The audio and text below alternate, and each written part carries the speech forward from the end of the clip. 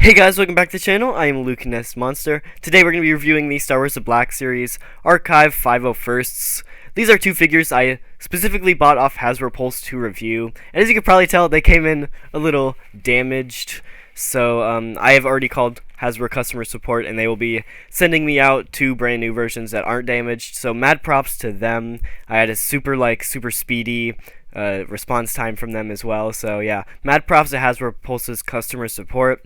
But yeah, I'll do my best with what I can for reviewing these figures. Let's do it this one. This one's a little less damaged. So here's what the box looks like. Of course, I love the artwork of the 501st here. Looks incredible. It does say 501st Legion Clone Trooper on the side with the 50th anniversary of Lucasfilm logo right there. Flipping it over to the back, we do have the timeline. Looking super cool. So one thing I did notice though is the little 2008 to 2014 section here is I guess like highlighted on the timeline, meaning that this is technically a Clone Wars figure, not a Revenge of the Sith figure, which is a little strange. I don't know why that is, but you can pause and read the bio if you would like. But yeah, even the bio is particularly Revenge of the Sith. So that does confuse me a little bit. I mean, the original version of this figure was Revenge of the Sith in the Order 66 4-pack. So yeah, it's interesting, but let's go ahead and get these guys out of the box. And so yeah, let's get these out of the box. I normally am pretty like precise when opening my figures. I cut along the very edge just so I can pull out the bubble enough to get the figure out. And then I normally save the boxes. As you can tell, this is a pristine, crisp box here that isn't damaged. But I already have like two of these. I don't necessarily need any more. I don't plan on putting them back in the boxes once I take them out. And so, since these are already damaged, you know, on this one the card is super bent. So, I think I'm just going to rip them out and throw away the boxes. I've never done that before on any Black Series figure, so kind of excited. Let's see.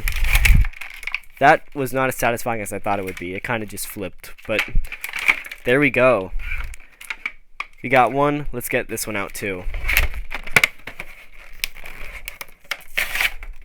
There we go. Ha ha ha. And then let's just pop these guys out of the bubble as well.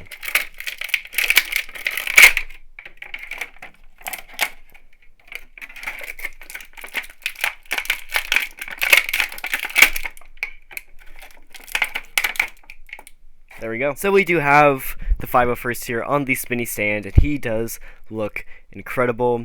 Aside from, you know, the damaged packing and everything, this figure is absolutely amazing. I actually already own a few, and I just hadn't really got around to reviewing it, and I'm glad that I finally can, because I am absolutely in love with this figure. He does look incredible. Like I said, I'm not a big fan of the older clone body. This is just the archive release of the original 501st clone, which means it is on the old clone body, but the paint apps are exceptional, and I really love that about some of these older clones. And I'm really glad this got an archive release, because this figure about a year ago was over $100 on the aftermarket, and you know, now it's retail $22.99, which is absolutely amazing. So I am super glad they did an archive release. Let's go ahead, get him off the stand, and get a closer look. So taking a closer look at this guy, like I said, the weathering on this figure is absolutely incredible. We do have the like paint like scuffs and scratch marks, which does look incredible. It goes all the way down the side. Not as much here, but there is a little bit. Oops, if I don't throw the figure, there is a little bit. I do love that they decided to include the gray line on the back of the knee here. They don't necessarily do that in some of the newer figures, so I'm glad they decided to include it. But not just the paint scuffing that I like. It's also the dirt and the weathering. A lot of the new clones have the scuff marks, but not the actual weathering. It looks a little funky, and I'm so glad they decided to do the weathering. It absolutely looks incredible on this figure. Just look at that. It looks like my dude like rolled around in mud, and I love it so much. Even on the helmet, it looks super dirty, and I absolutely love it. I really love how this figure came out. Let's go over some of the articulation. So like I said, this is on the old clone body, so that is about as far as he can raise his arm, not past 90 degrees. He does have a swivel. I believe it's actually on a ball, but you can go all the way around at the waist here. His head is on a ball, but it is very tight, and you know, he can't move it a ton because the shoulders do tend to get in the way. So it is on a ball, but it's hard to move, which does kind of suck.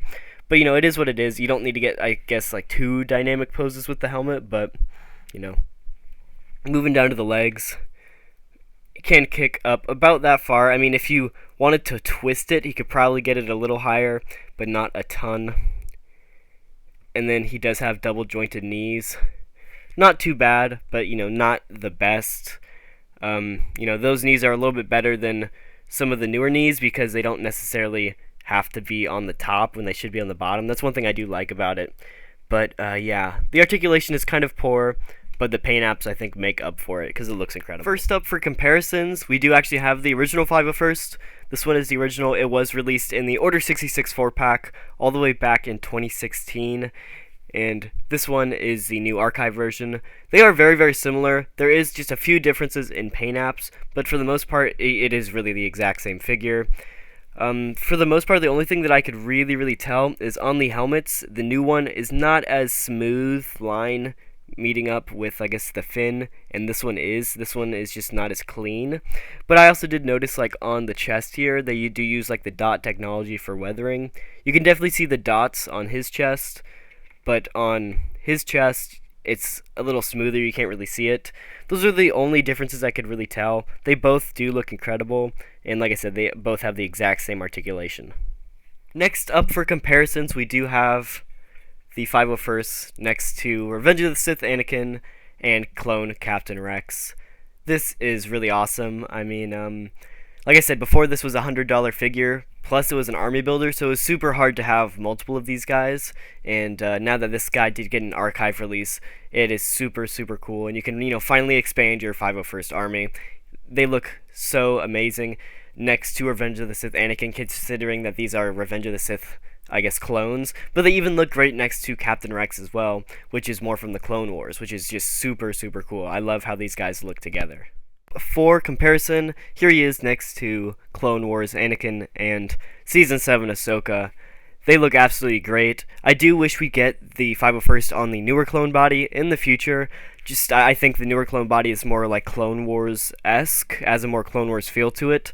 So hopefully we do get that in the future, but this is what we got for right now, and it still looks amazing next to these Clone Wars figures, I do have to say. Next up, for comparisons, here he is next to ARC Trooper Echo and Clone Pilot Hawk. These are the only other two named 501st characters we have in the line right now. Hopefully we get more in the future. I'm really hoping for a 5s, Jesse, Hardcase, Kix, Tup, Dogma, just to name a few. If Hasbro, if you're watching, please make those. But yeah, for right now, these are what we got for named 501st, and they honestly look great. I think the blue matches very well. It is just a little different. I think that the Echo and Hawk are a little bit of a brighter blue, but it still looks incredible. It's very tough to tell, and yeah, I'm just glad we're getting more figures to expand the 501st. For sure. And then last up for comparisons, here is the 501st next to the 332nd. They are very similar. Of course, the helmet is the only difference in the design of the characters.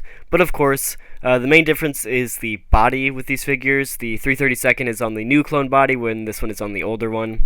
And that does definitely affect the articulation.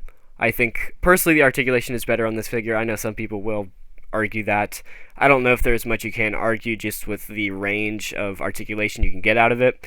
But either way, these guys are in different bodies, and it is actually surprising how well they still fit together. I know some people are like, well, the new body doesn't really work with the old body when displaying them, but I do think that they still look incredible together. I do think, like I said, the most noticeable difference, though, is the difference in the weathering.